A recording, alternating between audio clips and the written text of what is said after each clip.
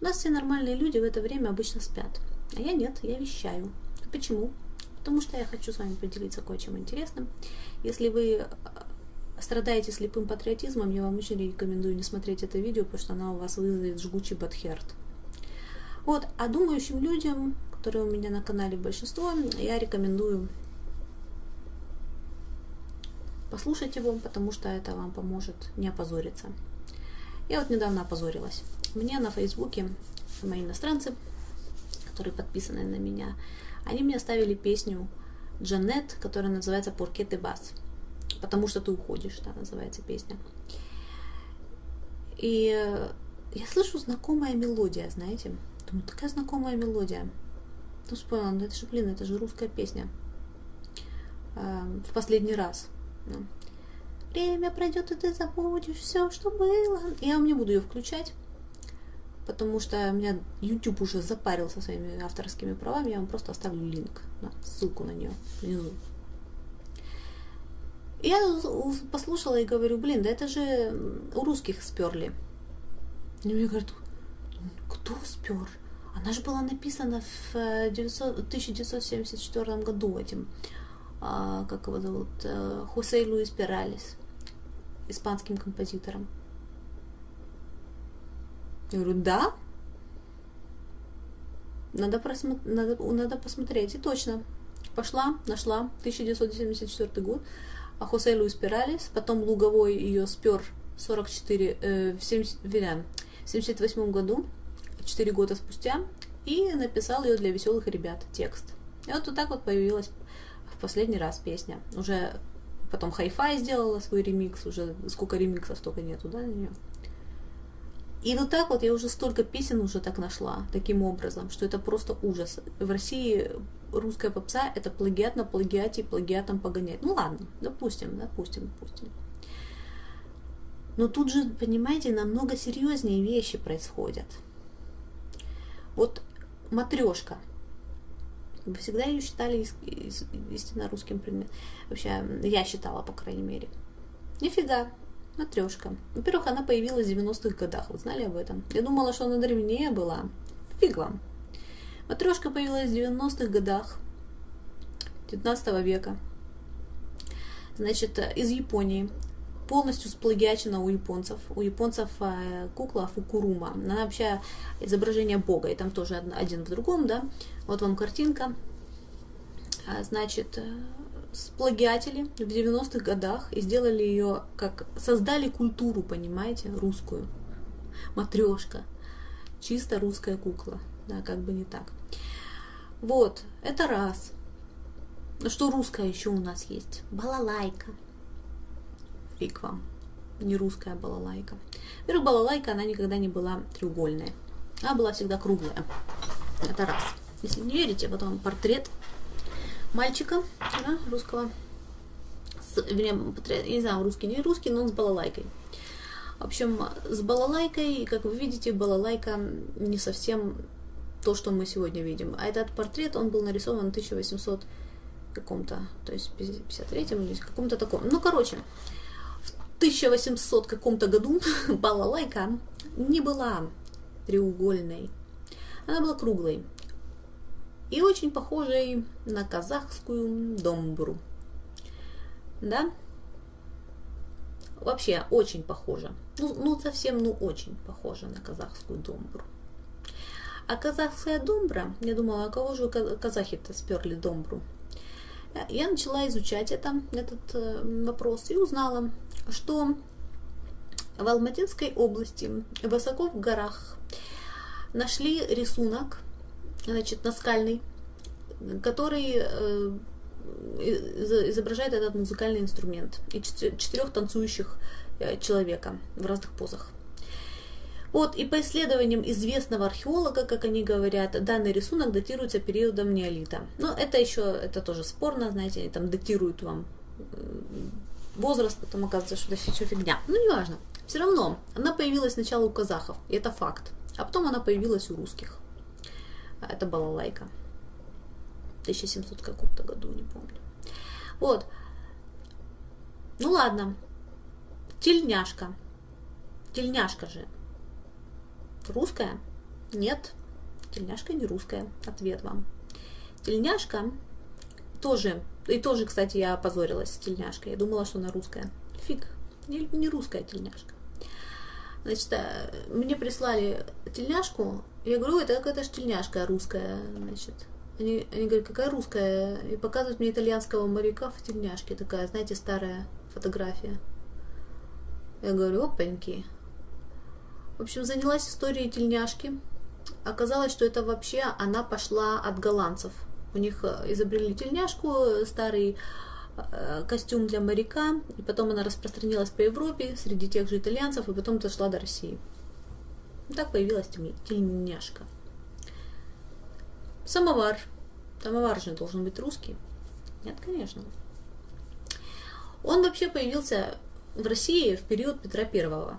Почему? Потому что Петр I, как мы знаем, он любил привозить всякие вещи из Европы в Россию. И вот среди них был самовар.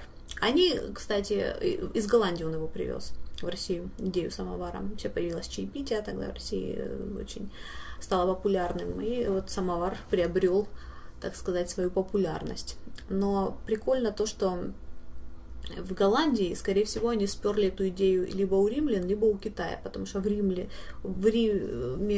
тоже там было такое приспособление, туда кидали раскаленный камень, но работало так же, да. А в Китае у них была подобная тоже машина, я забыла, как она называется, Хого, по-моему, да. Или что такое, поправьте меня, если я не ошибаюсь.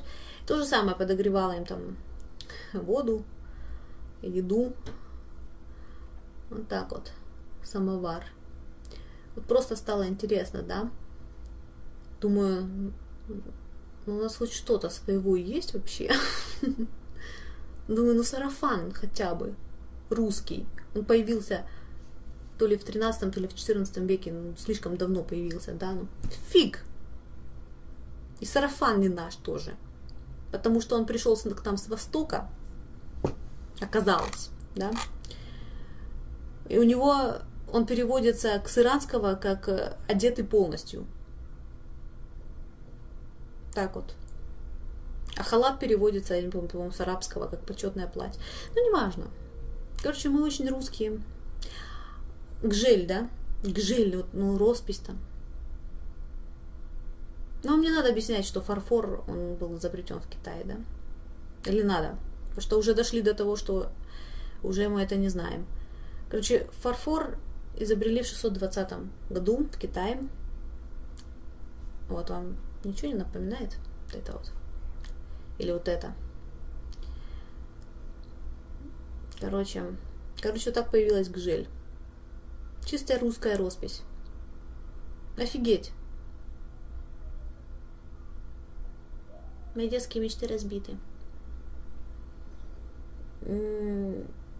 Начиная, да что вообще русского осталось?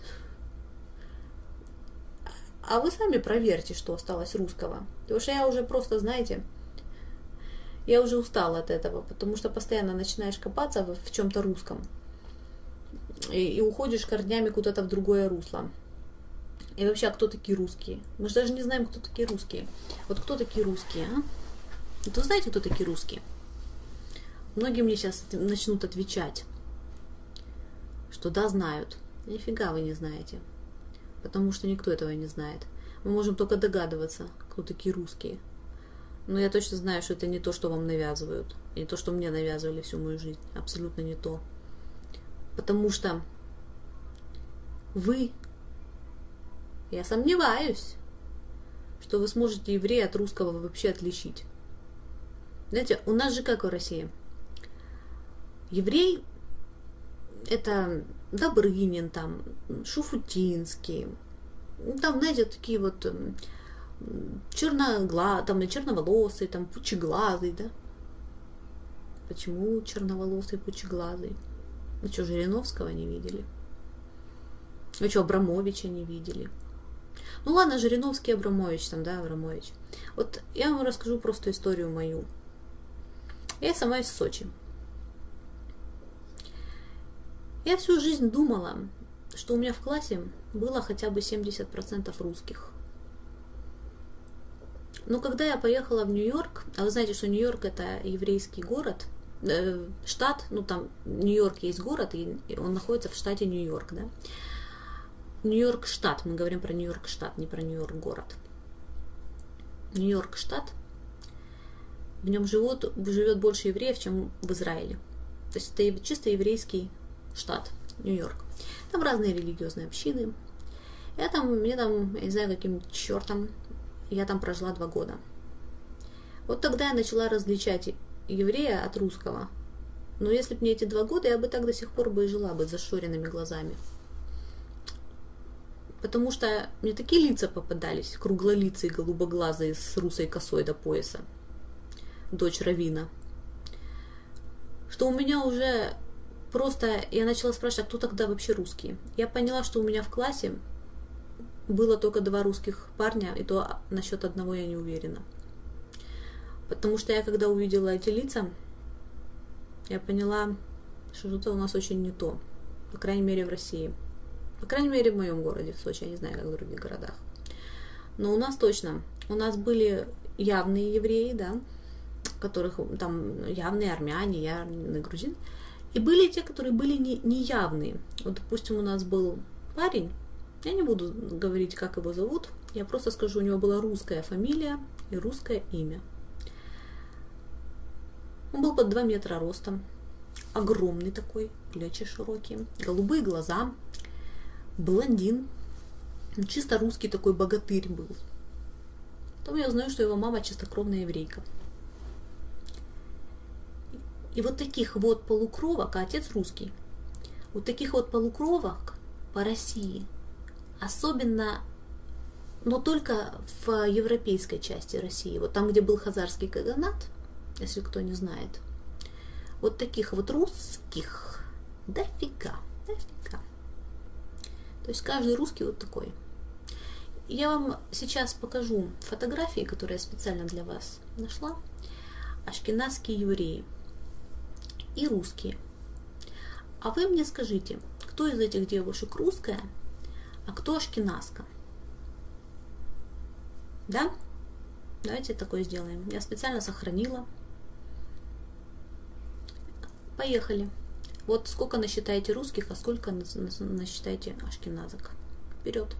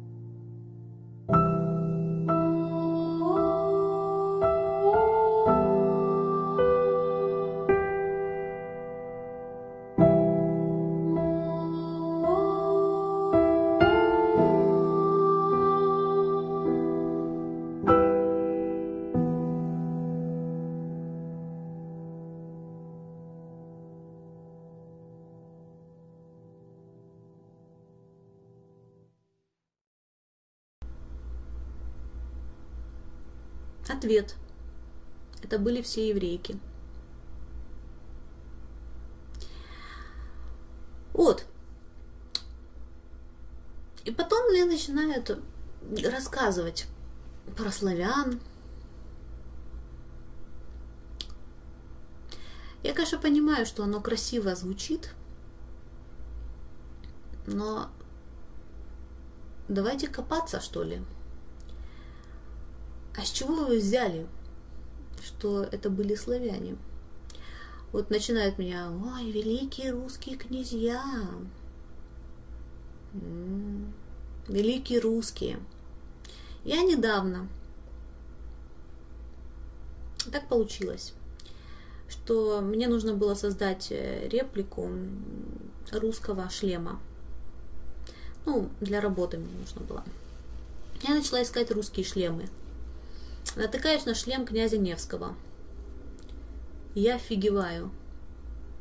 У него на шлеме написано на арабском выдержка из Корана. Причем написано на арабском, короче, такая часть: помощь от Аллаха и близкая победа, сообщи же благую весть верующим. Да? Русский князь. А на шлеме Ивана Грозного вообще написано Аллах Мухаммад. Славяне, вы не думали, почему, да? Нет? А был такой Федор Иванович Мстиславский, последний Гедеминович из рода Мстиславский, один из руководителей думской аристократии, боярин в 1576 году. Да? Сын полководца Ивана Федоровича Мстиславского, великий князь. Почему этого великого князя на арабском написано на шлеме? И вообще, почему на щитах русских воинов, почему на доспехах, на шлемах написано по-арабски Аллах? Вы не думали об этом никогда?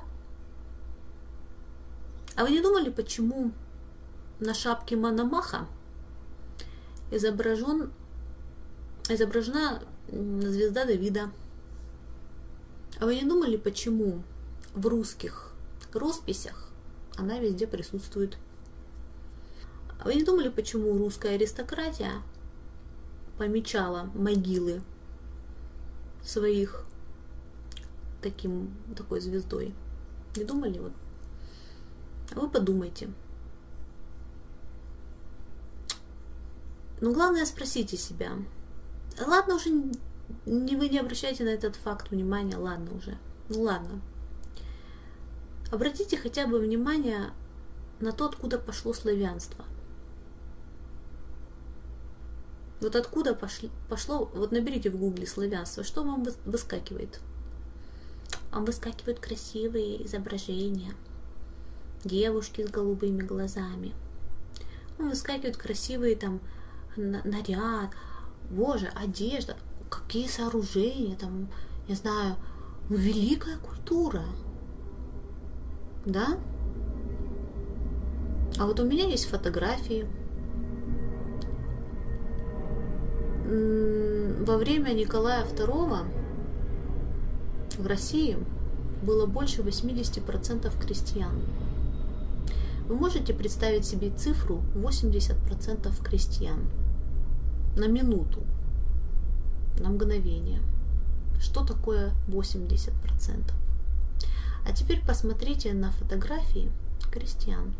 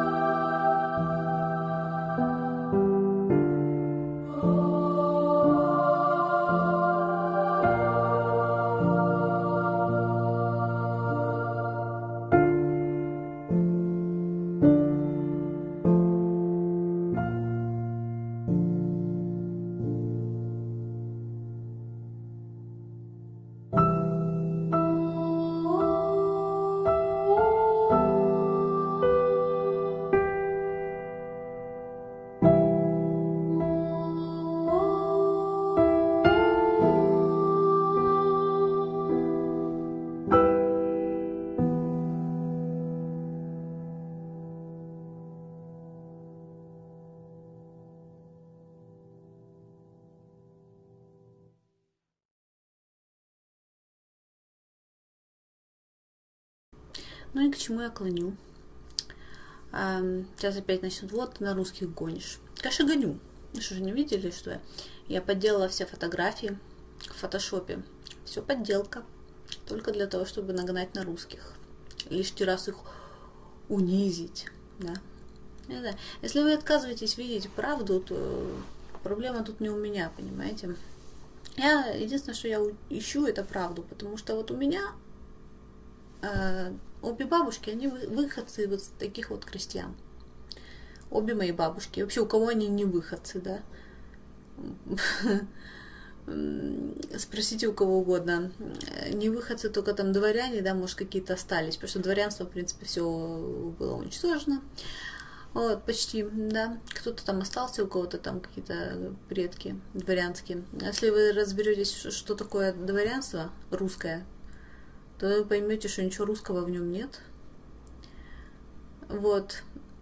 И вообще, вот моя бабушка, она в 18 лет только научилась читать. Да. Крестьяне, они были безграмотны. Что такое крестьяне? Крестьяне это были рабы. Крепостное право когда отменили? В 61 году, в 1761. А когда его отменили, считайте, рабов освободили. Они ходили, потом скитались, там многие вот так вот бомжевали, у них нечего было жрать. Там многие даже хотели обратно вернуться, потому что они не могут сами выжить. Ну реально так было. Вот мне бабушка рассказывала просто про свою жизнь, это был ужас какой-то. И жрать нечего было дома. Там война началась, у нее вообще вся жизнь наперекосяк из-за этого. Другая моя бабушка вообще... Я говорю, как вы вот жили в деревнях? Вот так вот, в таких условиях. И причем они абсолютно из разных мест были они у меня. Ну, типичная, вот одна просто типичная крестьянка, у нее такой же монголоидный тип лица, скулы, узкие глаза почти такие, ну, она не типичная такая азиатка, но вот как на фотографиях такая же. Да? Карие глаза, черные волосы.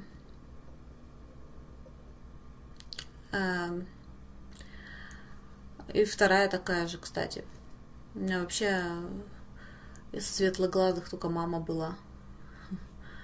Потому что от папы унаследовала глаза. Да. Ну просто... И почему? А он, кстати, был не русский. У меня вообще такая смесь. Там и крестьяне у меня, кого у меня там только нет. И украинцы у меня есть. И я подозреваю еще целый букет у меня там.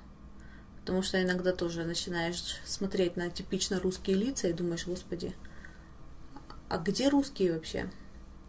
И вообще, кто такие русские? Вот мне интересно, знаете. Потому что если вы верите вот в это, да, то это красиво, конечно. Но где доказательства этого? Потому что у меня вот совсем другая картина была перед глазами, когда я узнала правду. И нету смысла, какой смысл, то есть борются за чистоту расы. За чистоту какой расы вы боретесь? Вот мой вопрос вам. За чистоту какой расы, когда при Сталине он специально мешал народы, было это национальное государство.